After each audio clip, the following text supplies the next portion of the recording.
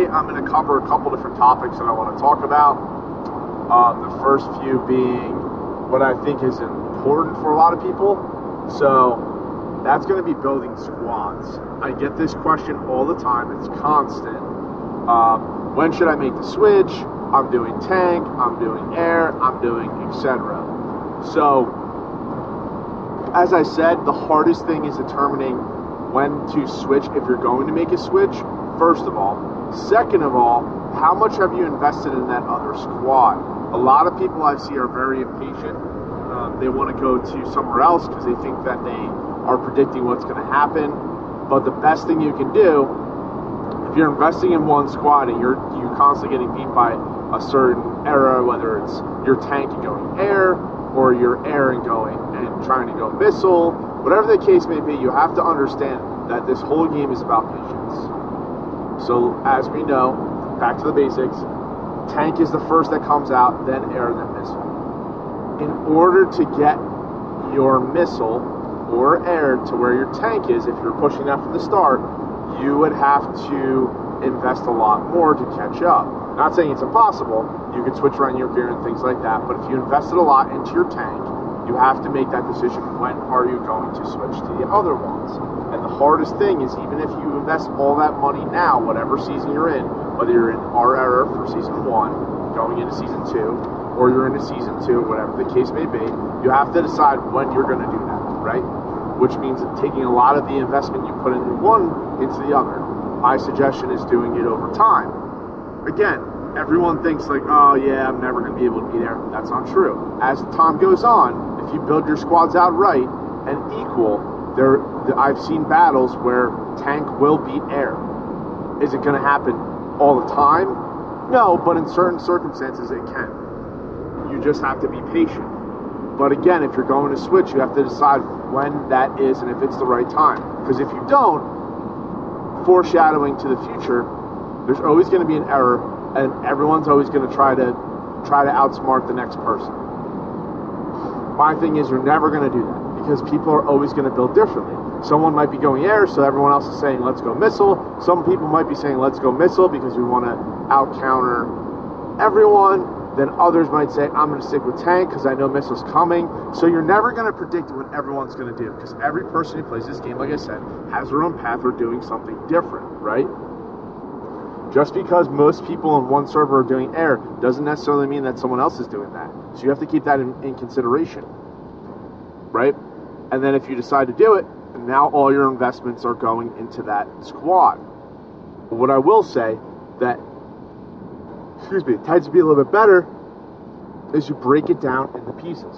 So if I'm building tank as my first one, I built them extremely strong, I'm going to start to take some of my investments from there, and I'm going to put them into my air or missile or collectively whatever I want, right? Because remember, what's going to happen now? You're going to say, oh man, I'm getting destroyed by air, so let me go let me go missile. And then you know what's going to happen? You're going to go missile, or you're going to go air if you're tank, and then you're going to wonder why now you're getting countered from missile. So what I could say, if you are tank, stay the course. This game repeats itself, right?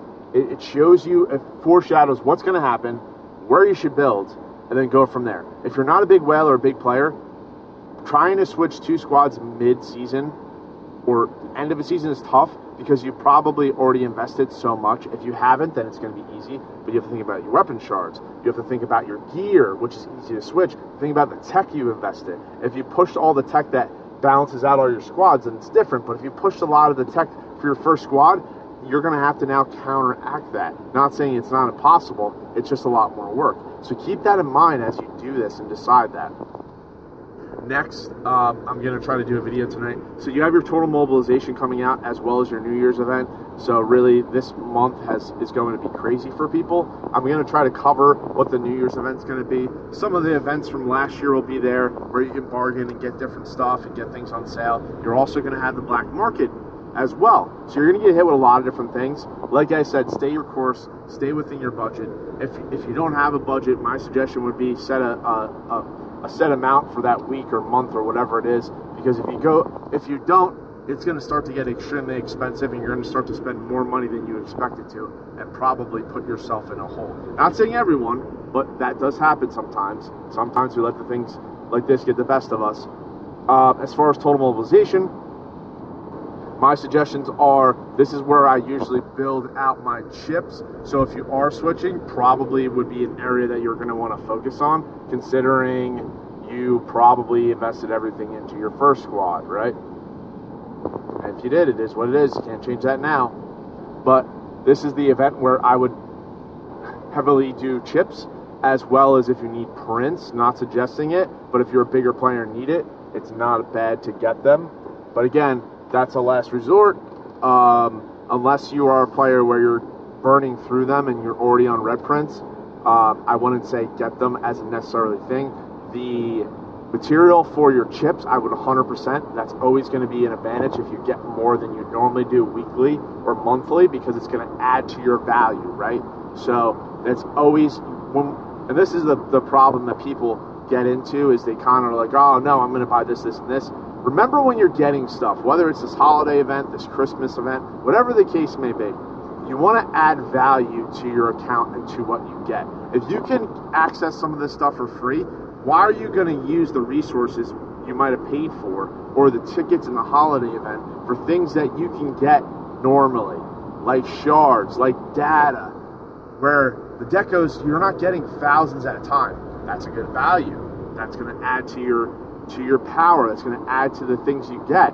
Think about some of the decos we have. If you get them and you get them up to a certain level, you're getting crit hits. You're getting HP. Look at here. You get this up to 4, you're getting a lot of value here. Let's look at this. So at 4, you're getting critical damage and hero attack. You're getting a 2%. That's pretty big. And as you go up, you can see it goes up.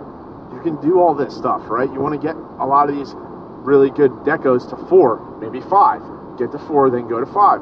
But don't think that, again, I think people have a misconception of what they should do. Think about the value of what you're buying. If you can get this stuff for free, I can't get a skin for free, right? I can't get a drone skin for free. I can't get 3,000 deco for free. I could probably maybe get a couple upgrades, but I'm not getting that many. That adds value, right? There's value there. A lot of this other stuff, speed ups and resources are great. You're going to need a lot of those, so I can understand if you get them. But get things that add value and put a ranking on it, right? Because we're not going and we're not buying stuff that we can get for free. It doesn't make any sense. You're wasting, if you did spend money on things you get all the time. You should be able to get tons of data from the campaign store. And if you're not close to finishing it, work your way up, get your points, save it for the things you need, and then as it comes around, buy the rest of the stuff, right? It's really, that's where the value is.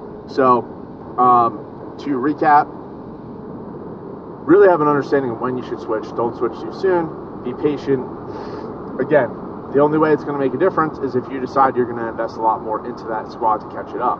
You're always going to be playing catch-up if you decide to build one squad. My suggestion is, as you go on, start to focus on the next one. Don't try to become a hero and try to switch after a season and realize that it's a lot of money, because it's going to be to catch up. Next, total mobilization. This is great. Don't be trying to get the red prints. You're going to be spending an astronomical amount of money to do that. I don't suggest it, okay? I suggest you stay within the realm of what you're looking for. There is some weapon shards in here.